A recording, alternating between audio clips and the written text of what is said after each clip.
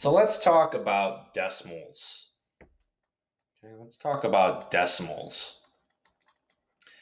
And in particular, let's talk about how we represent decimals, right? Let's talk about how we represent decimals. And what I mean by that is, how can we write decimals in different ways to kind of help us understand how they work, what they mean, right? And get to know them a little bit better. But let's think about what a decimal is first. Remember, a decimal is a way that we represent parts of a whole. Parts of a whole.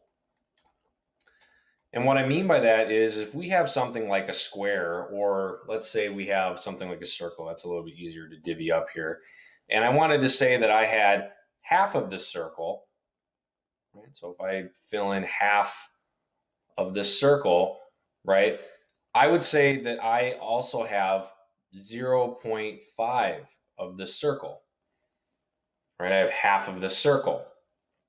And what that's telling me is that this is also the same thing as 1 out of 2, right? If we remember fractions, this is saying that we have, out of the whole piece, out of 1, we have 0.5 of that, or halfway between 0 and 1, right? And we have 1 out of 2 pieces. These mean the same thing. These are equivalent. So decimals are just another way that we represent pieces of a whole object, right? So when we're talking about decimals, there's a couple of ways that we can actually write these, okay? The first one that we can use is this thing called standard form. And standard form is actually something you're very familiar with already.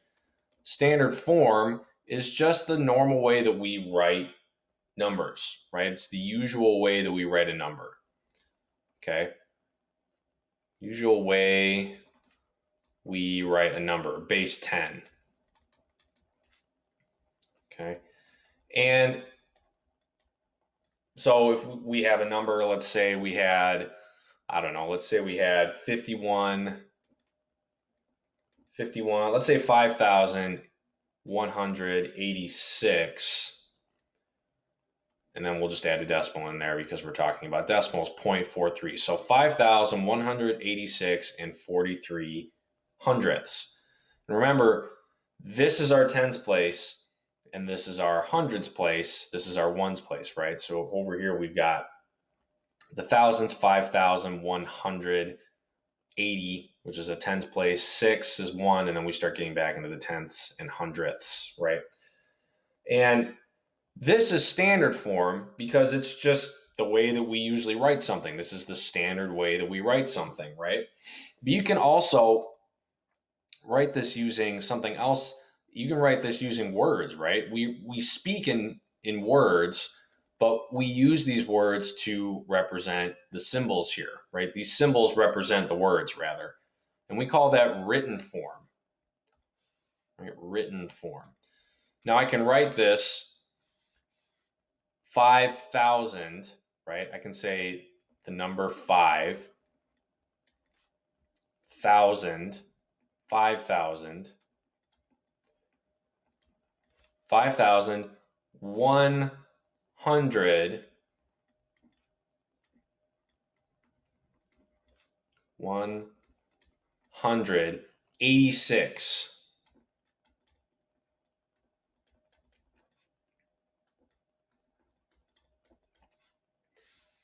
And this little guy here means and. We say and. So sometimes you'll hear 5,186. That's actually inaccurate because the and represents the decimal place.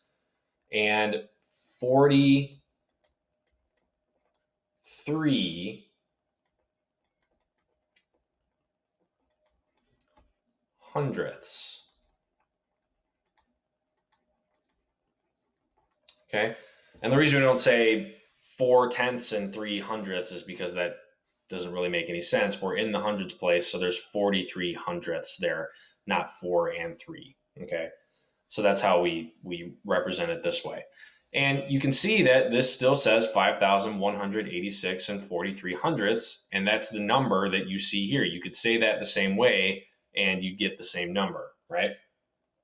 So we can take a normal number, a number that you usually see, and you can use that to write it in words, which is what we say, right? So we're using what we see and what we say and putting them together, okay? So we can do this with any decimal, right? And we just need to make sure that we understand the place value, right? We need to make sure you understand the place value. Let me write it over here in case we've forgotten, right? So your decimal point is kind of the divider between the kind of decimal realm and the whole number realm, right? So on the left side, you've got whole numbers. On the right side, you've got decimals or parts of a whole. And if we start over here, right, the first thing we see, we have the decimal point, then we have the ones place. And then after that, we have the tens place, right? Because you get one, and then once you get past ones, you get to 10. And then once you have enough tens, you're going to make the 100, right? So this is the hundreds place. And then after that, right, we had the thousands. And then after that, you'd have the 10,000s, right? Because once you get through thousands, then you'll have 10 of those, 10,000s, right? And then you'd have 100,000s and so on. Over here, right, once you get past the decimal point, we don't have ones. That doesn't happen, right? You have ones, and then you go into tenths. Let me use another color. You have tenths, so there's that TH at the end. Then you have hundredths, and so on. So they follow the same pattern. Then after that, you'd have thousandths, and then you'd have 10,000ths. And the farther you kept going, you keep following that same pattern. Okay, so they follow the same pattern. The only one that doesn't repeat is the ones place. It just stays there. And then depending on what side you are, right, you've got decimals over here. And then on the other side, you've got whole numbers, right? You've got whole numbers on the other side here. So it kind of just depends on which side of the decimal point you're on. But as long as you remember that, you can write any decimal out in any form, right? In any written form. So let's try a problem ourselves, right? Let's do some examples. And let's try to write each decimal in word form. Okay, so we're gonna write each decimal in word form.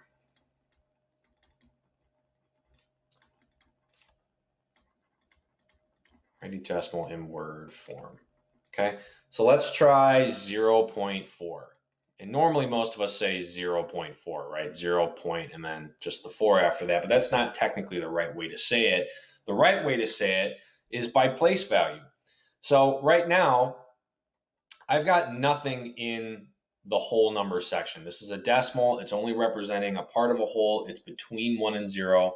So I'm not going to have to say anything like and. Okay, I'm not going to have to say anything on the left-hand side. I'm not going to have to say and. It's just going to be whatever is in the decimal version. Well, let's notice that this is one decimal place over, right? So this is one place behind the decimal point. So we're in this tenths place, and there's 4 of them there. So the correct way to write this would just be 4. And remember, don't write the number 4, write actual word 4. 4 tenths. 4 tenths. Okay? You're in the tenths place. There's 4 of them there, right? So you have 4 tenths. Right? That's one example. Another example might be 2.003, right? And again, I find it helpful to say this out loud so that I know exactly what I'm talking about. I've got 2 and, right? 2 and 3. There's 3 of that. There's the number there, right? It's 3. And then we're in the tenths, hundredths, thousandths. So I have 2 and 3, and then my place value, 3 thousandths. Okay, 2 and 3 thousandths. All right. Now, remember, we're talking about the number there. We're not necessarily talking about, like, it's not being separated by place value. Okay. You obviously have 3 as your number behind the decimal point, and then you're just saying the place value. Okay. Let me show you what I mean here. So let's say that we had the number 726, let's say 724.06. Okay. Let's start with the number that occurs before the decimal point. So just start there. We have 724. There's no and in there, right? So you have 700, 724. And notice how I use my hyphens, by the way. 700, this little hyphen here tells me that the 7 goes with the 100. And then this 24 tells me that the 20 and the 4 go together. So I've paired them up. So I've got 724. There's no hyphen in between. They're separate. And remember, my decimal point means and. Let's look at the number behind. I've got 06. So the number that I see here in this box is just 6, right? So I'm going to write 6 here. And then I just need to use my place value. I've got the tens place here, and then the hundredths place here. So I have 6 hundredths. 100 and then th at the end, hundredths. Okay? So I have 724 and 6 hundredths. All right? Now you can also go backwards, right? You can be given something in word form. So say you were given 8 tenths. 8 tenths. And they asked you to write that in decimal form, right? Or in standard form. Okay, well, all you'd have to do is say, well, all I have is 8 tenths, right? So I'm looking in the tens place. So there's nothing before the decimal point. And then my tens place is that first decimal. So I have 8 of those in that tens place, right? 8 tenths. Another one you might have is, say, 36 and 21 thousandths. Okay. 36 and 21 thousandths. Well, what does that equal, right? Down here, let's start with everything before the and, right? So everything before the and, 36. Well, that's just the number 36, right? And is my decimal point, 21 thousandths. So my last digit, 21, should be in the thousandths place. Well, how many decimal points is that, right? You've got the tens, hundredths, and thousandths. So my 1 should be here, my 2 should be here, and then I'm going to fill in everything else with a 0. So that the only thing I have is 21, and it ends in the thousandths place. Okay? Let's try one more. 7 and 5 hundredths. 5 hundredths. What does that mean, right? Well, let's start with before, right? We've got the decimal point here. Everything before the decimal point comes out to 7. Right? 7 and. So everything here is 7. And is my decimal point. And then I have 5 hundredths. Well, my hundredths place is 2 behind because I have tens and then hundredths. So I should have 5 in the hundredths place, and then I should have a 0 to fill in every empty space. So I get 7 and 5 hundredths. Okay. So when you're looking to do something in standard form, right, take everything before the decimal, write the number. If you're doing it, and then after the decimal, right, you just take that number that you see, right, 5, and then make sure that the last digit is in the correct place value and you've written it in written form or standard form.